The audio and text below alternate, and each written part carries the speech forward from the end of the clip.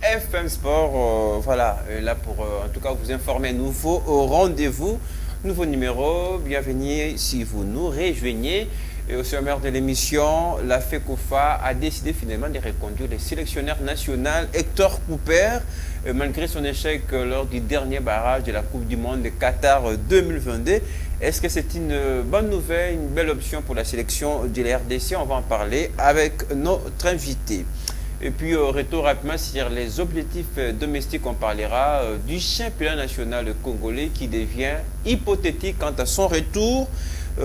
Quel sort justement pour le football congolais en général, mais en particulier le TP Mazembe qui est engagé encore aux interclubs de la CAF Mazembe qui jouera certainement déjà ce week-end son match aller de quart de finale.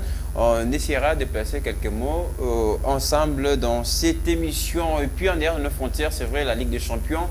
UEFA, grande soirée, grande sensation pour les grands clubs. Le Real Madrid, le plus décisif que Chelsea d'Angleterre, malgré sa défaite au score de 2-3.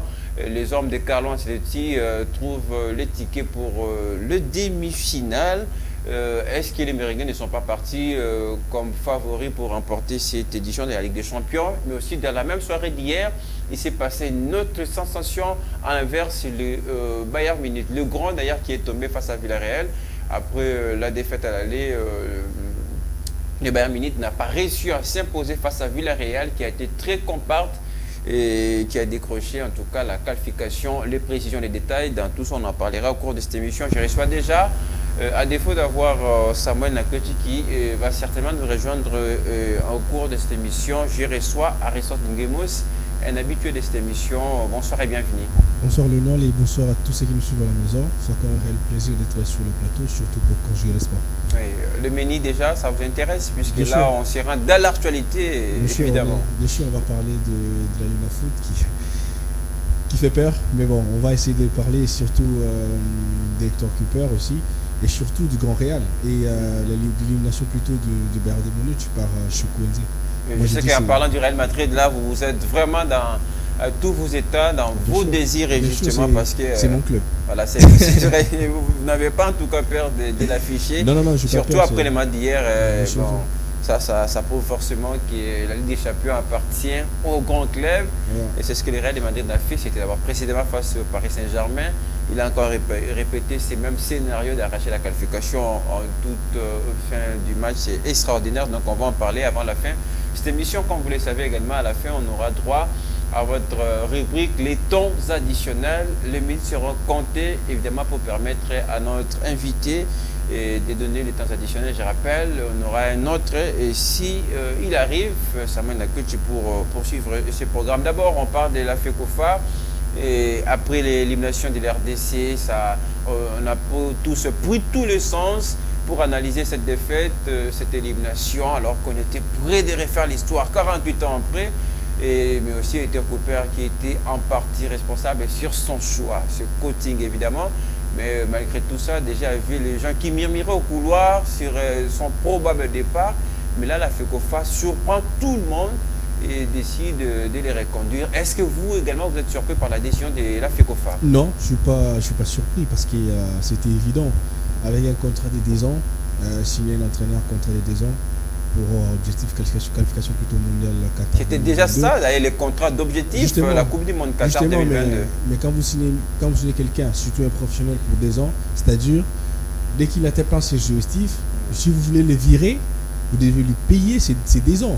Donc du coup, de ce côté, la FECOFA... Est-ce que la FECOFA seulement perd de l'argent? Est-ce que d'abord la FECOFA manque d'argent? Non, la FECOFA ne manque pas d'argent, mais quand même, on ne peut pas perdre de l'argent si facilement et chercher notre entraîneur à qui on doit encore payer beaucoup d'argent pour venir coacher. On a encore tant de problèmes avec les infrastructures congolaises. Donc moi, je pense bien qu'il faudrait bien... En fait, c'est bien fait pour la FECOFA de laisser cet entraîneur. Mais il faut aussi souligner que déjà, dès la signature, personnellement, je l'avais déjà dit que c'est très mal jugé. Très mal jugé de signer un entraîneur pour 10 ans. Un entraîneur qui ne parle même pas le français, le lingala, il parle l'espagnol et l'argentin. Comment il peut coacher les joueurs? On va revenir sur tous ces aspects qui, en tout cas, prend en compte le sélectionneur Hector Cooper. Mais d'abord, je vais revenir un peu rapidement sur vos propos quand vous dites bon, la FECOFA a peur de perdre encore beaucoup d'argent. Est-ce que c'est seulement l'aspect financier qui compte à ce niveau, au lieu de garder un sélectionneur en tête de l'équipe, d'ailleurs, qui mettrait en risque, j'ai l'impression de dire, est-ce qu'il faut sacrifier la sélection, son avenir, parce que là, on a peur de perdre de l'argent? Non, en fait, c'est pas seulement peur de perdre de l'argent, mais l'entraîneur n'est pas mauvais. On l'a vu lors de match aller contre le Maroc. Il a très bien maîtrisé les Marocains. Les défauts qui a fait qu'on perd les matchs retour, c'était les politiciens. Moi, je l'avoue directement. Les politiciens ont fait quoi? Les politiciens n'ont pas été sur le terrain, Aristote. Non, Cédric Bakambu l'a bien signalé. Il a bien dit, c'était la première fois que je vois la mafia des 10%. Non, attendez, laissez-moi finir. Oui, allez-y. Bakambu a été très précis dans ses dires. Vous comprenez qu'un aspect de Bakambu, alors que Bakambu a dit beaucoup de choses. Moi, je voulais qu'on reste sur des réalités sportives d'abord. Laissez-moi finir. J'arrive, Lionel. Il a dit, les aspects 10%, c'est la première fois qu'il le voit dans l'histoire du football. Il attend juste, Kylian Mbappé, ça à 10%, mais c'est la première fois qu'il voit ça. Mais pourquoi? Dites-moi, pourquoi on a fait jouer Meshakil? Moi, je pose la question, pourquoi? Il a même pas fait l'entraînement avec l'équipe. Est-ce que ce sont des politiciens qui ont fait les classements? Justement, ce sont pas eux. Ce sont pas eux qui ont fait les classements, ce sont eux qui ont obligé des joueurs. Dites-moi par exemple, clairement, Meshakil ne pouvait pas jouer ces matchs. Cédric Bakambu l'a dit, les matins, les soirs, il y avait un autre classement, les matins on a retrouvé un autre classement. C'est-à-dire quoi? C'est-à-dire que l'entraîneur a été... c'est-à-dire que l'entraîneur... J'ai mal à vous comprendre, je pose la question. Non, laissez-moi finir. C'est-à-dire que l'entraîneur a été poussé à changer son classement plus tôt. Parce que les soirs, on avait un classement des attaquants. Cédric Bakambu n'était même pas sur le terrain. Mais en se réveillant, Bakambu s'est dit, on avait un autre classement. C'est là où j'étais étonné. J'ai demandé, on m'a dit, c'était l'affaire 10%. C'est là où j'ai crié sur tous les joueurs. Ils n'ont pas voulu m'écouter. Et voilà, c'est que Danone, on est éliminé. C'est Bakambu était clair dans ses propos. Et on a vu l'entraîneur. Dès qu'il nous a marqué le 4 buts, moi j'ai vu son regard. C'est comme s'il s'en foutait. C'est comme si il se disait, voilà, vous avez donné le classement, maintenant assumez. Il n'était même pas déçu, l'entraîneur. C'est comme s'il savait déjà qu'ils allaient perdre. Là, on est en train... Oui, permettez-moi quand même de vous poser cette question. Là, on est en train de parler d'un entraîneur renommé.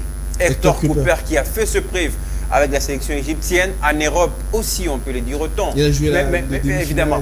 D'abord, la FECOFA, les ministères n'ont pas réussi à imposer à Hector Cooper de trouver une résidence ici et de suivre les championnats. Ça, ils l'ont échoué. Et seulement qu'ils vont réussir en dictant aux sélectionneurs les classements. Ce n'est pas cohérent, Aristote. Il faut savoir un truc, il faut savoir une chose. Ça c'est des aspects un peu, comment je peux dire, bamba. Mais c'est très important dans le football. Quand vous avez des politiciens qui sont toujours attachés à vous, qui vous donnent de l'argent, qui vous manipulent facilement, c'est fini. Il peut vous dicter quand il veut.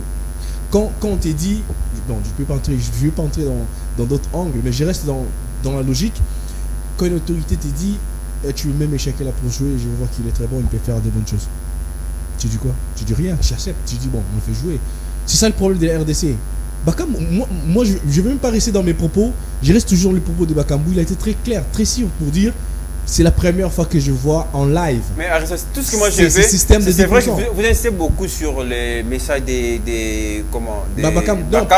Bakambu a dit beaucoup de choses. Ne prenez pas seulement cet angle des politiciens, mais il y a également aussi une réalité sur terrain qui n'a pas marché aussi. Justement, l'entraîneur, je le disais ici tantôt, vous m'avez dit de ne pas parler, mais je vais revenir. L'entraîneur qui ne sait même pas parler français, qui ne sait même parler lingala, les joueurs qui ne savent même pas parler français, il y a beaucoup de joueurs qui ne savent même pas parler lingala, et vous mettez l'entraîneur. Mais l'entraîneur avait un interprète. On a plusieurs fois assisté à ces conférences de presse. Justement, mais d'accord. Pendant le match, vous l'avez vu cet interprète? Oui, non, pendant je ne sais pas. Mais justement, pendant le match, il n'est pas là. Mais justement, moi, je pense que ce n'est pas ça le grand problème. Parce que nous avons vu, le grand problème, Lionel. Moi, je vais vous rappeler Guardiola, quand il arrive en Angleterre, il ne parlait pas anglais. Non. Il s'est habitué à parler. Il a appris à parler anglais. Là, c'est faux. Là, c'est faux. Là, c'est très faux. C'est en Allemagne qu'il a pris une année pour apprendre la langue, mais quand il est arrivé à City, il ne parlait pas anglais, ce n'est pas ça le problème. Aujourd'hui, City est parmi les meilleurs clubs européens. Il a fait combien d'années pour apprendre? Je dis ça, c'était quand il est arrivé au Bayern Munich. Il a fait une année pour apprendre. Mais Hector Cooper a fait combien d'années pour apprendre? On va fermer cette fenêtre-là. Une dernière question. C'est vrai que vous parlez des politiciens, nous avons tous remarqué l'agitation que ça a donné, la récupération politique en préparant ces 2 matchs, aller comme retour, ça on peut les comprendre. Mais les résultats sur terrain, il faut le dire, les joueurs ont une part de responsabilité. Les joueurs qui ont été alignés n'ont pas été à la hauteur d'inquiéter cette équipe marocaine et de nous ramener en tout cas la qualification. Ça, on ne parlera pas des politiciens. C'est vrai qu'ils ont joué un peu dans l'influence, mais ils n'ont pas été sur terrain. Ça aussi, c'est un aspect. Oui, c'est un aspect aussi qu'il faut le signaler. On a vu le match aller de Hector Cúper. Hector Cúper a fait un très bon match avec ses joueurs.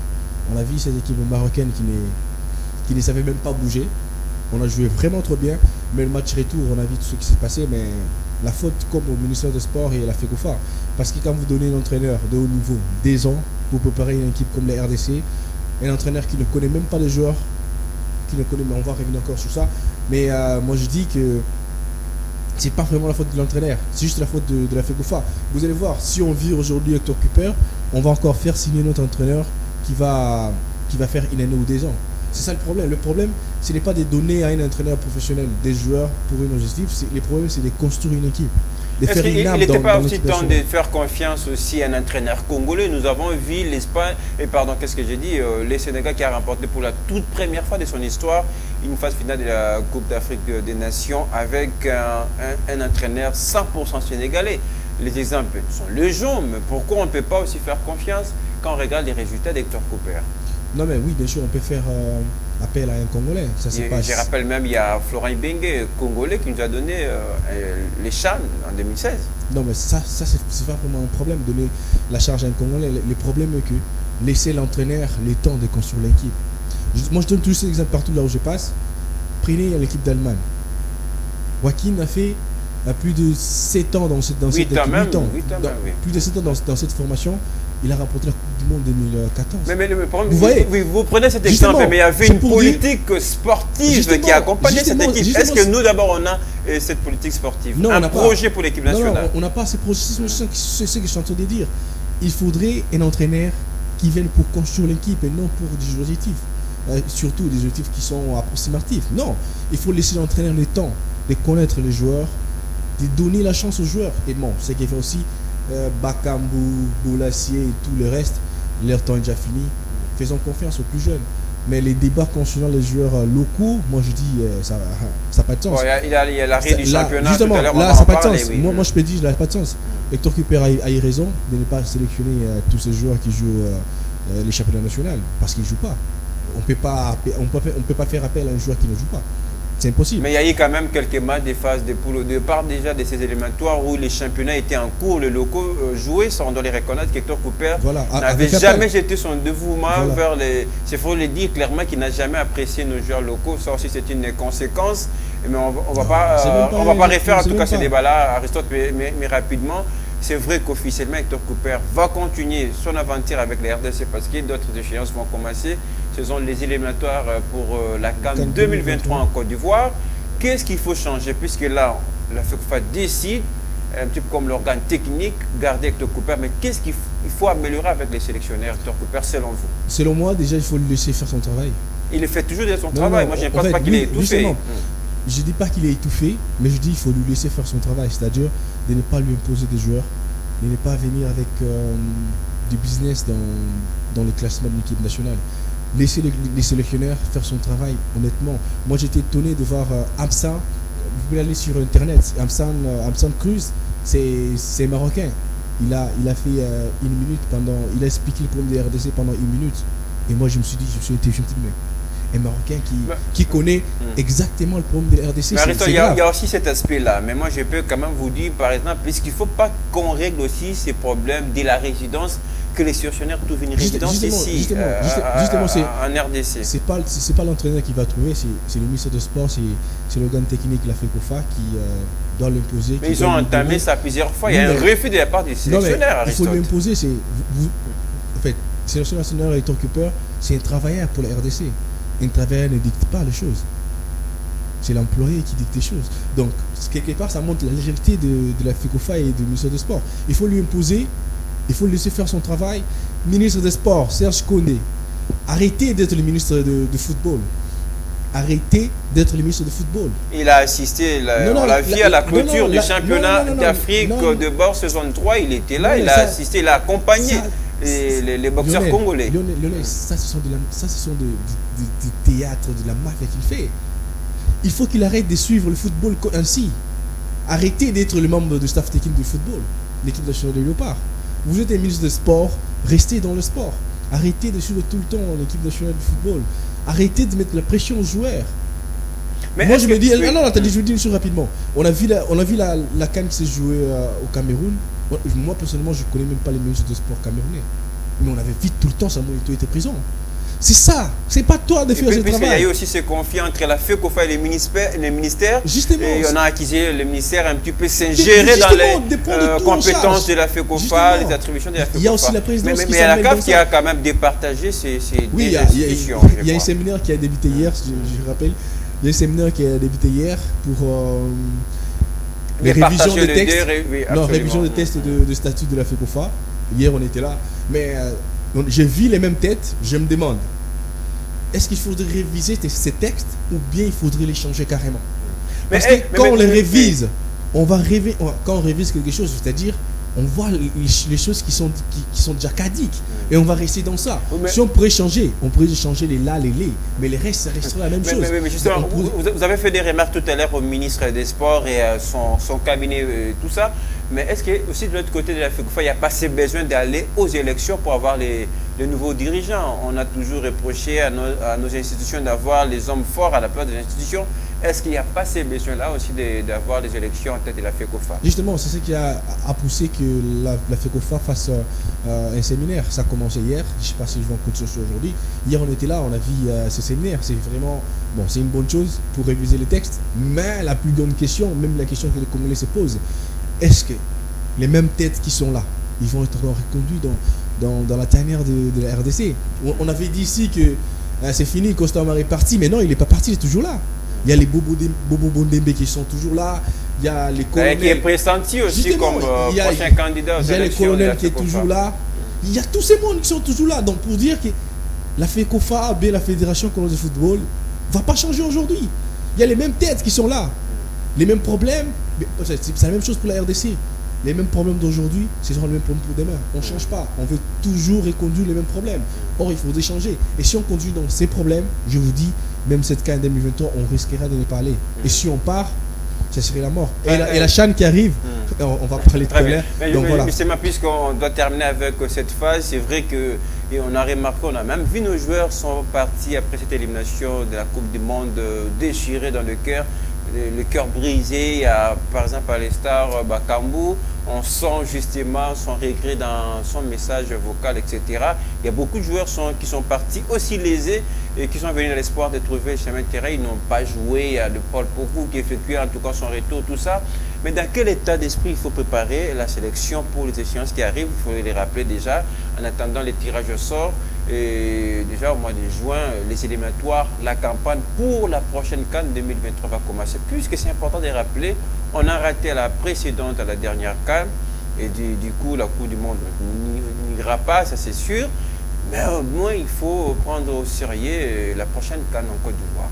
Qu'est-ce qu'il faut changer pour cette équipe rapidement? Rapidement, ce qu'il faut changer, c'est de ne pas virer, mais de mettre de côté tous ces joueurs qui ne sont plus, je ne peux pas dire utiles, mais qui ne sont plus bénéfiques pour l'équipe nationale. Je ne peux pas citer les noms. Mais il y a pas Mbokan, je vais vous aider rapidement, qui a pris sa retraite internationale. Il y a Mbokan, il y a Bolassier. Lui déjà, il n'a plus sa place en sélection. Il y a tas de joueurs qui devraient, pour moi, rester sur le banc et faire appel à de nouveaux joueurs. Luindama et tout, Marseille Tisserand. Il faudrait essayer de mettre tous ces joueurs sur le banc et essayer d'appeler des bons joueurs comme Idumba Fasika. C'est un bon joueur. On a vu le match face à la Tanzanie. Il a marqué 2 buts face à la Tanzanie. Mais moi, j'étais étonné de ne pas le voir dans cette sélection. C'est étonné. Il fait un très bon championnat avec sa formation en Afrique du Sud. Il fait des championnats énormes. J'ai parlé avec lui hier. Il m'a envoyé ses vidéos. C'est énorme ce qu'il fait en Afrique du Sud. Mais voir ces joueurs rester sur le banc et mettre Luindama et Marseille Tisserand sur les côtés, moi je me dis, il faudrait changer cette dernière et surtout donner la chance à Théo Bongunda, Neskin Skebano, Paul Zopoku, Mecha Kelia. Il faut l'appeler à temps. Il faut qu'il vienne à temps.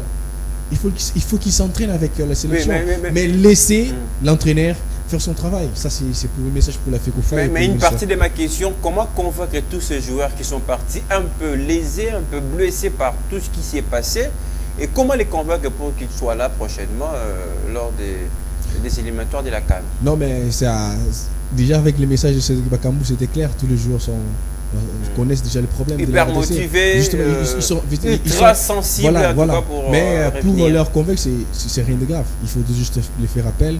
Il faut juste que les ambassadeurs qui sont en Europe. Il faut surtout les convaincre. Ça, c'est faut avoir un très bon message. Il faut leur parler.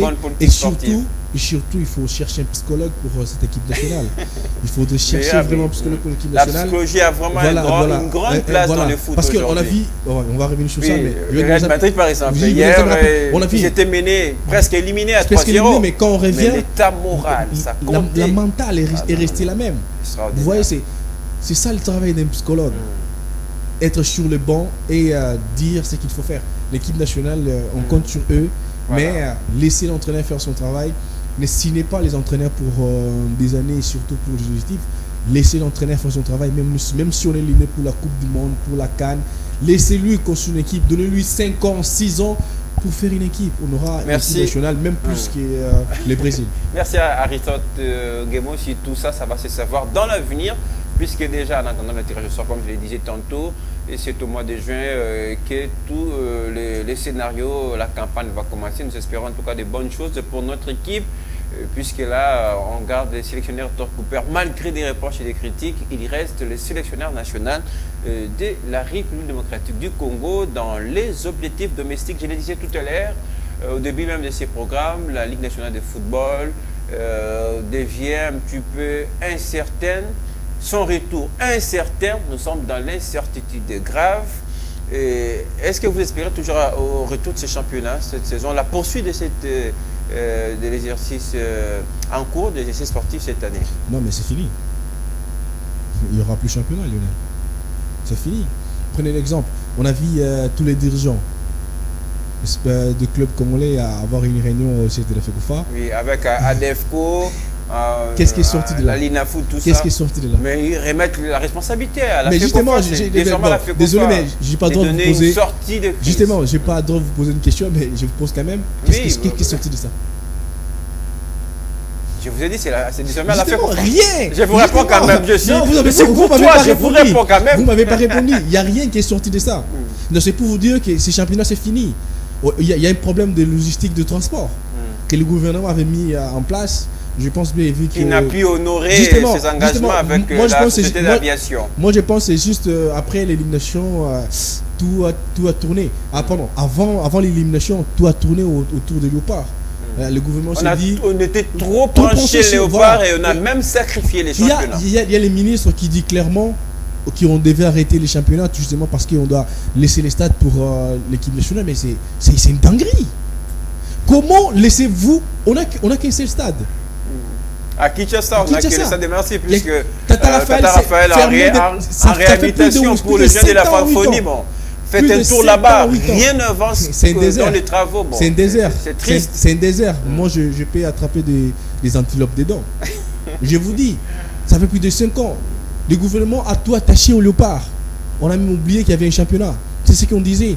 Quand vous êtes 7 à la maison, vous ne privilégiez pas seulement qu'un seul enfant. Nous 6, on va être contre lui. On va brûler ses habits, on va casser ses trucs. C'est pour dire. Donc, s'il faut vous comprendre. Donc les championnats, les retours du championnat, ça il faut l'oublier quasiment. Il faut l'oublier quasiment. Il y a les tout-puissants Mazembe qui va jouer la Ligue des Champions.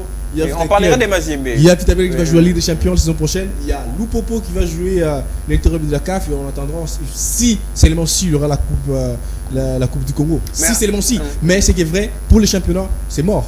Si ça se reprenne, il y aura que 2 ou 3 matchs, 5 matchs. Mais allons-y à l'essentiel, parce que les gens qui nous regardent se posent cette question en ces moments. Si jamais les championnats vont reprendre, déjà au fil du temps qui reste, ça devient quasiment impossible d'espérer un retour. Il y a les calendriers qui pressent, aussi les calendriers FIFA, etc. Mais qu'est-ce qui va se passer à ce moment et qui sera reconnu comme vainqueur? Parce qu'il faut le dire, il y a Mazembe qui est premier au classement. mais toutes les équipes n'ont pas les mêmes nombres de matchs joués, ça c'est aussi un fait. À ce moment, qu'est-ce qu'il dit la loi par rapport à tout cela? Il y a d'abord le dossier de la 20e édition qui n'a pas toujours tiré en conclusion, et avec un qui a été rétabli, mais jamais Mazembe a rendu le trophée, les médailles, la cagnotte. Mais qu'est-ce qui va se passer si jamais le championnat va reprendre?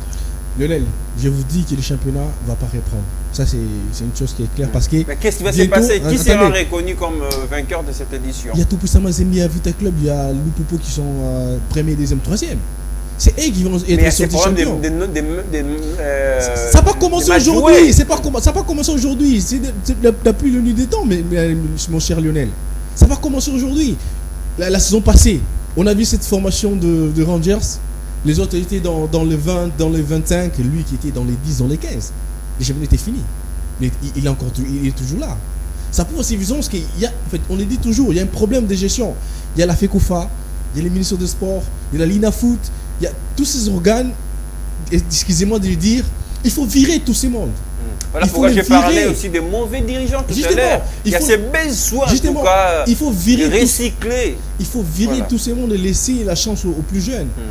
Il faut laisser la chance aux plus jeunes parce qu'il sait que ces jeunes sont forts. Il y a déjà mon vieux, RTNC, qui ont devait le virer avec tous ces propos qu'il a dit.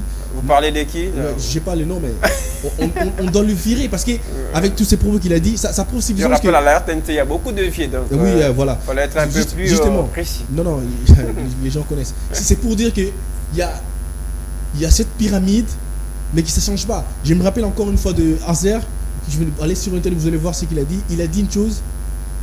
Il faut juste regarder ce qui s'est passé pour les matchs retour de la RDC. Vous allez voir, il y a des élites qui mangent et qui restent toujours en haut. Il y a les peuples qui n'auront toujours rien.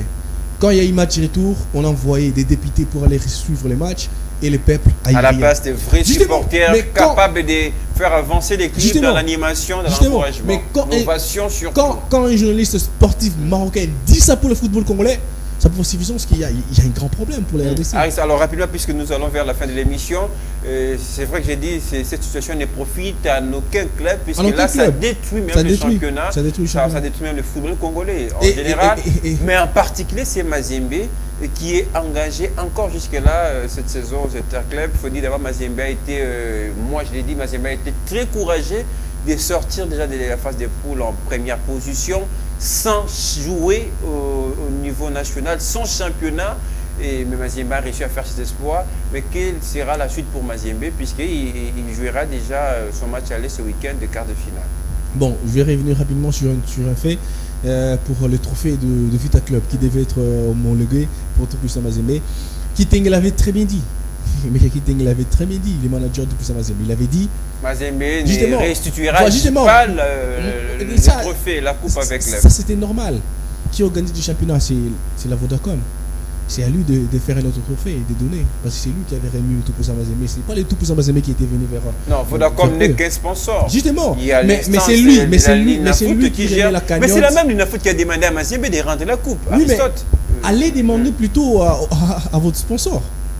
Au lieu de demander tout ça, Est-ce que le sponsor a un problème? Le sponsor met son argent et voilà, il aménage le cadre pour donner au championnat. Kitenge avait dit, les médailles, on a donné aux enfants. La coupe, je ne sais pas si c'est quel joueur on l'a jeté. Maintenant, comment la cagnotte, on a déjà mais puisqu'on n'a pas beaucoup de temps. Justement, je reviens sur Mazembe. Déjà, Mazembe a fait une très mauvaise campagne. Moi, je dis, ils ont juste eu la chance de ne pas être éliminés. Très mauvaise campagne, Mazembe, je vous rappelle, qui a fini premier de son groupe. Non, justement, ça c'est vrai. Non, j'arrive. Sans championnat. J'arrive. Ils étaient en Ligue des Champions. Ils ont marqué qu'un seul but. Ils ont descendu pour l'Interclub de la CAF. L'Interclub de la CAF vers les éliminatoires pour les phases de poule, ils ont marqué qu'un seul but. Mais le plus important, c'est que ils sont qualifiés. Je vous dis, ils ont marqué qu'un seul. Donc, ça fait 2 buts. Dans des compétitions différentes et ils sont venus dans la phase de poule. Non, vous n'allez pas nous dire au Interclub la phase de groupe. La phase de groupe, non, je ne parle pas de la phase de groupe. Mais maintenant j'arrive dans la phase de groupe.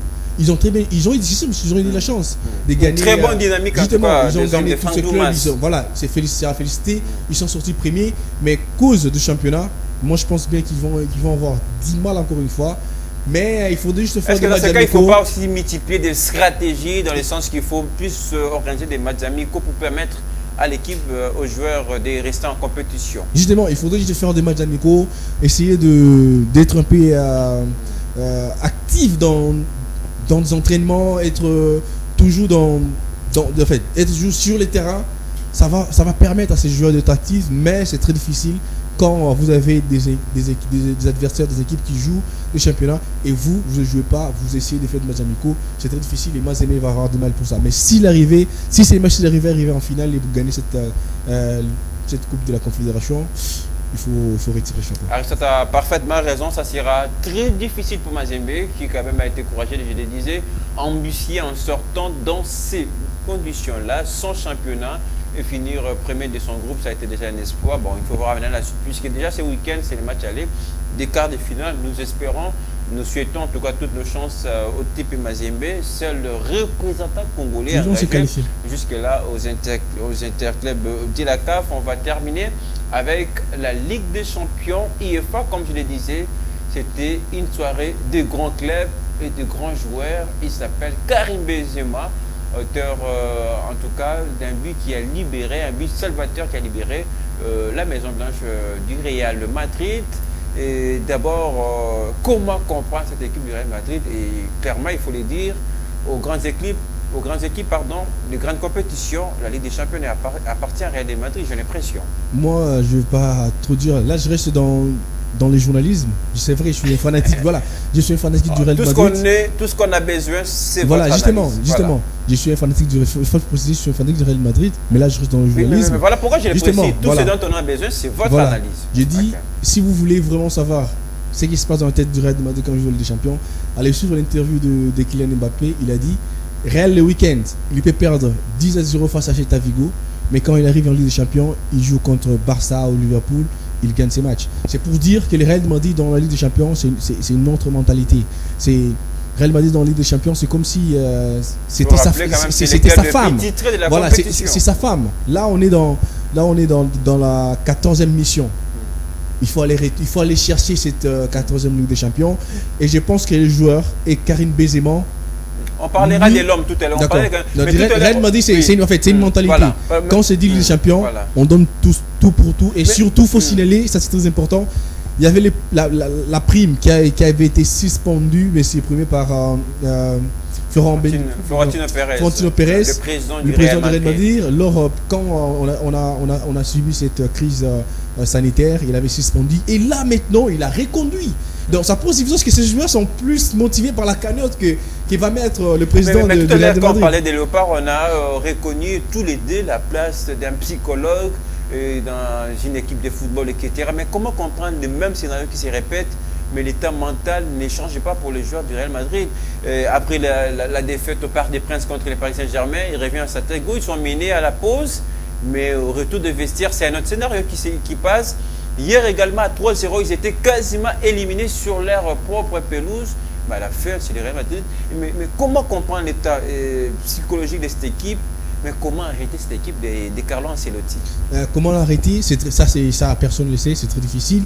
Mais c'est vrai, quand vous vous attaquez plus, vous pouvez arrêter cette équipe parce que Carlo Ancelotti a plus ce système défensif et jouer dans la contre-attaque. Et moi, personnellement, je suis contre ça parce que je me dis l'équipe ne joue pas, l'équipe ne presse pas, surtout lors du match face à Chelsea. Oui, hier également, l'équipe n'a pas pressé. N'a pas donné un grand match aussi, l'équipe était en termes de toujours jeu, le volume, tout ce qu'il a proposé. Il y a comment il s'appelle encore? Il y a Kama qui a dit, lors d'une interview, vous connaissez Kamavinga. Il y a Kama qui a dit, Kama il a dit, quand on est rentré sur le vestiaire, Carlo nous a dit, n'arrêtez pas de jouer. Voilà.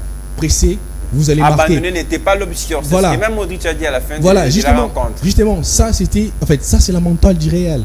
On n'abandonne pas. Avant que le match commence, on a vu une banderole être affichée par les supporters. Cette banderole disait, faites attention, vous êtes à la Casablanca. Ça c'est le Real.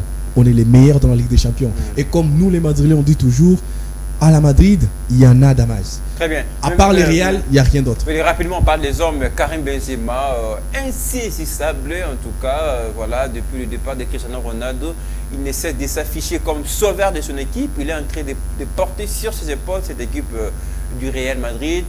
Ici, le triplé contre le Paris Saint-Germain. Il fait la même chose à l'aller contre Chelsea. Et hier, c'est lui qui marque ce but de la qualification. Comment comprendre ce joueur? Il est tout simplement dans sa saison. La meilleure peut-être de sa carrière. La meilleure de sa carrière. Il est dans sa saison. Il est meilleur passeur de la Liga. 24 buts en Liga. Il est meilleur passeur de la Liga. Il est meilleur buteur de la Liga. Et maintenant là, il est meilleur buteur de la Ligue des Champions avec 12 buts en 9 matchs joués. Il y a Lewandowski qui a marqué hier également. Donc il a une longueur de Lewandowski. Il y a 13 maintenant. Voilà, il a marqué. Voilà. Merci pour cet ajustement. Il y a Lewandowski qui a marqué hier. Il a maintenant 13. Il est maintenant deuxième. Karim Benzema. Il y avait Cristiano ne l'étouffait pas, mais Cristiano lui donnait un peu cette retraits. C'est comme si, c'est comme un aimant. Ça l'a tiré vers les bas parce qu'il y avait un leader qui était déjà là. Toutes les forces étaient concentrées sur Cristiano. Maintenant là, on sent lui le leadership sur le terrain, parler à ses coéquipiers. Ça c'est ce qu'on n'a jamais remarqué avec Karim Benzema. Maintenant il y a la confiance de l'entraîneur, il y a la confiance des supporters, il y a la confiance de ses coéquipiers qui sont tous mis en lui. Mais il faut savoir aussi une chose, déjà lui nommer le vice-capitaine du Real de Madrid, ça lui pousse à faire des choses. Ça lui pousse à faire des choses. Et là on voit un Karim Benzema qui fait des choses parce qu'il est tout simplement le vice-capitaine du Real et un vice-capitaine qui porte pas ça à tout moment, parce qu'il faut dire Marcelo qui ne joue pratiquement plus. Alors une dernière question concernant Karim Benzema, et puisque c'est presque sur toutes les lèvres, et il y a aussi Mbappé qui est très bien parti pour le Ballon d'Or, qui est éliminé avec le Paris Saint-Germain. Non, attendez, laissez-moi poser ma question. Il y a aussi Lewandowski, malgré ses statistiques remarquables, impressionnantes depuis le début de la saison. Et hier, il est tombé avec son équipe de Bayern Munich. Est-ce qu'il ne faut pas dire calmement, Benzema se dirige vers son Ballon d'Or? Il ne se dirige pas vers son Ballon d'Or, il est déjà Ballon d'Or. C'est fini parce que vous savez qu'on a changé de critère de Ballon d'Or. C'est plus dans des saisons que... Voilà, c'est une saison. À la fin de la saison, voilà. Mais je rappelle quand même qu'on parle de... Il y a Manchester City avec Kevin De Bruyne aussi, qui est aussi un candidat Ballon d'Or. Lionel, cette saison... C'est très tôt de dire que Benzema a déjà le Ballon d'Or dans sa poche. Lionel, cette saison est déjà finie. On est déjà dans les 30e, dans les 32e. Et si jamais le Real Madrid ne remporte pas la Ligue des Champions? Même s'il ne remporte pas, mais c'est fini. Il est meilleur passeur de la Liga, meilleur buteur de la Liga, deuxième meilleur buteur de la Ligue des Champions. Il marque des triplés dans des matchs. Non mais c'est extraordinaire. Et surtout, ce qui est encore plus grave, il sauve les Real à tout moment. Quand il n'est pas là, les Real perdent. Et quand il est là, les Real gagnent. Face au Barça. On a changé les critères. Les critères, c'est plus comme avant. On a modifié les critères et ça pose ce n'est pas demain ou dans un proche, dans un futur proche. Les Ballons d'Or, ce soir dans cette émission qu'on saura qui va remporter le prochain Ballon d'Or. Les Ballons d'Or, on a déjà inscrit Karim Benzema. Mais justement, on ne sait pas qui sera les successeurs en tout cas de Lionel Messi. Si la France Football Club ne donne pas à Benzema, nous, les supporters, on va le donner. Très bien. Ça Aristote, il reste dans un peu ses côtés journalistes, mais il affiche de temps en temps un petit peu son côté. Mais un mot aussi pour cette équipe de Chelsea qui n'a pas été aussi mal et qui était à déjà quelques minutes d'éliminer les Real Madrid comme il en a fait la précédente saison. Oui, on a vu une équipe de Chelsea trop jeune, très compacte, tout fait tout flamme. Ils m'ont fait peur. Surtout. Ils m'ont fait gravement peur. Mais j'avais cette mentalité du Real, on reste là. Mais cette avec formation, il faut réfuser à Alonso pour une faute de main. Voilà, il faut quand même féliciter cette formation de Chelsea. S'il continue comme ça, peut-être l'année prochaine pourra encore remporter cette coupe. Et il faudrait finir avec Bayer et... Oui, justement, on parlera rapidement du Bayern Munich, puisque là on va prendre les temps additionnels justement, pour terminer cette émission. Qui pouvait imaginer, déjà même l'entraîneur du Bayern Munich qui le disait, on a commis beaucoup d'erreurs à l'aller. Le match retour, on va leur montrer. Il y a eu ces messages d'arrogance un petit peu de sa part, mais personne n'a imaginé ce scénario. En l'hiver, se voit les Bayern Munich sortis de la compétition, à ce stade de la compétition, mais aussi face à Villarreal qui n'était pas parti favori sur papier. Votre question a déjà des réponses. C'était quasiment impossible d'imaginer que Bayern de Munich serait éliminé par Villarreal. C'est impossible. Mais vu le tournoi du match aller, on pressentait un peu que cette formation bavaroise qui avait un peu de recul. Voilà. Mais au match retour, on a perdu pas mal de matchs au niveau de la Bundesliga. Justement, mais on a vu au match retour cette formation bavaroise qui était vraiment tout fait tout flamme. Il a très bien joué. Il était box to box. Il a fait son match. Et Lewandowski qui prouve assez bien qui est quasiment le meilleur attaquant du monde après Karim Benzema, c'est lui. Il prouve à suffisance qu'il est quasiment le meilleur attaquant du monde. Il a marqué un superbe but, une passe décisive de Coman. Et on a vu cette formation perdre les pédales dans les 70e, dans ces magnifiques buts marqués par les Nigériens Chukwueze. Moi, je me suis dit, c'est fini, c'était mort pour eux. Ils ont pressé et c'est fini. L'arrogance de l'entraîneur a prouvé à suffisance que cette formation bavaroise n'a plus des armes pour l'Europe. Mais voilà, il y a aussi Lewandowski, puisqu'on parlait de lui tout à l'heure, malgré son but d'hier, qui est pressenti pour un départ du Bayern Munich. Il est également très annoncé du côté du Barça, ça aussi. Et c'est l'avenir de cette équipe qui sera un petit peu très compliqué, qu'il faudrait aussi revoir avec une prochaine génération. C'est vraiment une leçon de la soirée d'hier. Il y a Bayern Munich qui était trop sûr avant ces matchs retour. Bon, voilà. Ça fait que c'est Villarreal de Unai Emery qui remporte et qui trouve les tickets pour la demi-finale 18 ans après. Je crois que c'est ça les chiffres. Non, c'est vraiment extraordinaire pour cette formation de comment on appelle le dauphin jaune. On espère que cette formation vont quand même faire des bonnes choses. Mais aujourd'hui, on va suivre encore Liverpool. Mais est-ce qu'avec Bayern qui tombe, ça n'ouvre pas le boulevard au Real Madrid? Non, mais parce qu'il y a encore Liverpool qui est là, il y a encore City qui est là. Oui.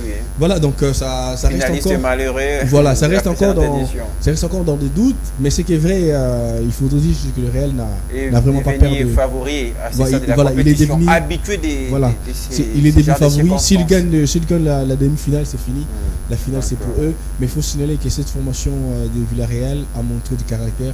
Et s'ils continuent comme ça, ils peuvent jouer la finale. Très bien. Avec Unai Emery, dont j'en parlais tout à l'heure, un peu spécialiste de l'Europa League, mais là, il s'est démontré en tout cas. Il s'est démarqué dans les deux champions. Et également, faire sortir Bayern Munich, ce n'est pas facile. En tout cas, bravo à ces sous-marins jaunes, en tout cas, pour ce qu'ils ont réalisé la soirée d'hier. Rapidement, avant de prendre les temps additionnels, la Ligue des Champions se poursuit encore ce soir avec deux autres affiches alléchantes. Nous aurons Atlético de Madrid qui va recevoir Manchester City après sa défaite concédée à l'aller.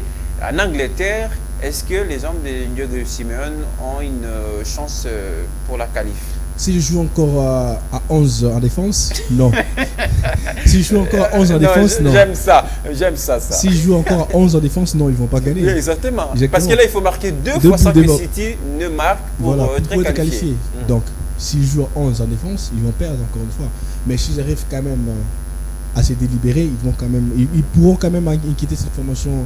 Ils peuvent aussi compter sur Luis Suarez. Ils ont Joao Félix qui est en train de réaliser une très bonne saison avec cette formation de Cochoneros, c'est une formation qui sait jouer des champions, mais qui pêche toujours dans la finition. Et des fois finale perdue face au Real Madrid. Donc il pêche toujours dans la finition et surtout dans ce qui est le plus fort, la mentalité. Est-ce que Manchester City qui part en Espagne, à Madrid précisément, avec cet avantage du score du match aller, est-ce que Manchester City reste favori sur papier? Bien sûr, il reste favori sur le papier. En voyant cette formation qui joue à 11 en défense, bien sûr qu'il reste favori. Très bien, là ça on l'espère, mais il y aura également une autre affiche où déjà Liverpool semble déjà emballer sa qualification, avoir sa qualification dans la poche, parce qu'il faut dire, et les hommes de il y aura un club qui ont réussi justement à se poser de côté de Portugal. Donc tout ça, ça va se savoir déjà ce soir à partir de 20h de Kinshasa. Vous allez suivre en tout cas toutes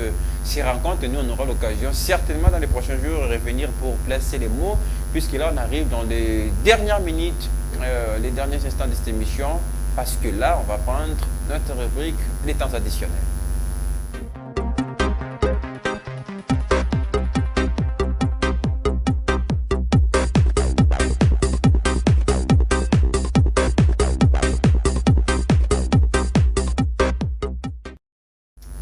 Voilà, les temps additionnels pour terminer complètement cette émission. Et c'est à vous, Aristote, de faire l'émission en ces moments.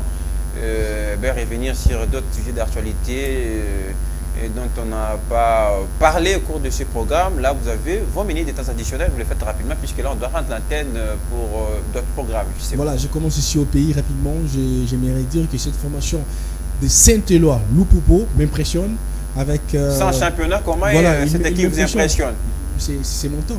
Laissez-moi finir. Vous faites l'émission, je vous rappelle, allez-y. Voilà. Cette formation de Lupopo m'impressionne. déjà envoyé cette formation être troisième du championnat avec tout ce qu'ils sont en train de faire. Son président qui ne s'arrête toujours pas à donner des meilleurs de lui. Parler de l'organisation interne, là on vous comprend, mais être troisième du championnat et à l'arrêt complètement. C'est mon temps, oui. Mais justement pour aider aux gens de comprendre. Voilà. Donc j'ai parlé sur Lupopo ici au pays, donc je disais que cette formation de Lupopo est en train de revoir son stade de son stade qui contient le stade de la Kenya. Le stade de la Kenya, ils sont en train de revoir. Ils ont déjà commencé avec la réhabilitation de ces stades. C'est pas que Lupopo qui se prépare aussi pour rivaliser face à Mazembe qui aujourd'hui son propre stade. Il y a des vieux qui ont plus de 100 ans d'existence qui n'ont même pas intérêt d'entraînement. Mais il y a quand même Lupopo là qui veut réhabiliter ces installations. Ça prouve à suffisance que les présidents est venu avec des ambitions. Il avait dit, c'est le gouverneur au Qatar. Voilà, il avait dit avant son élection et il le fait maintenant avec ces deux boutiques qu'il a fait. Est-ce qu'il ne faut pas toujours avoir des postes politiques pour faire ce genre de réalisations? Les stades, on l'a vu avec Mazembe, c'était à l'époque également. Mais est-ce que tout était gouverneur de cette même province? En tout vous cas, avez pris mon temps et il a fini l'émission. Très bien, merci à cette game aussi, pour ne pas dire Peli. Disparaît totalement, on ne sait pas pourquoi, un des nôtres en tout cas de la maison qui sera justement de retour sur ce plateau. Merci Harrison d'avoir répondu à notre invitation, d'avoir débriefé en tout cas quelques sujets d'actualité. Ça ne finit également. Merci à toute l'équipe qui a fabriqué ces programmes, à Rashtisoft qui est à la réalisation. Merci à tous de nous avoir suivis. Le prochain rendez-vous avec l'actualité sportive, c'est les samedis sur FM Télévision. Très bonne soirée.